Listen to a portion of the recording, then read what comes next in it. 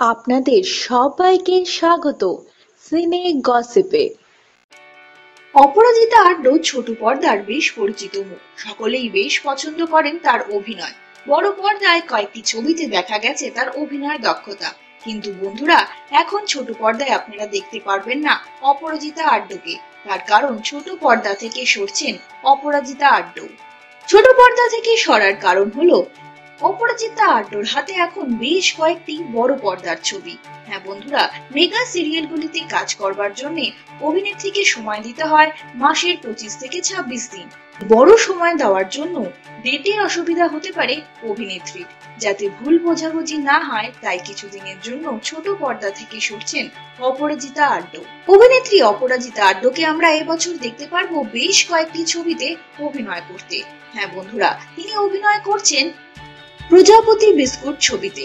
এই ছবিতে আমরা অপরাজিতাকে দেখতে পারবো একটি মজাদার ক্যারেক্টারে অভিনয় করতে। ছবির ক্যারেক্টারটি এতই মজাদার যে অভিনেত্রী ডাবিং এর সময় নিজেই হেসে পাচ্ছিলেন না। এরপর আমরা তাকে দেখব পাভেলের রসগোল্লা ছবিতে। ছবিটিতে তিনি একজন দজ্জাল শাশুড়ির চরিত্রে অভিনয় করছেন। রাজ চক্রবর্তী প্রযোজিত অভিমন্যুর ছবি নূরজাহানেও নেগেটিভ রোল প্লে করছেন অভিনেত্রী অপরাজিতা আড্ড। সৌমিত্র চট্টোপাধ্যায়ের সমান্তরাল ছবিতেও অভিনয় করছেন অপরাজিতা। কমার্শিয়াল ছবি নবাবেও দেখা যাবে তাকে।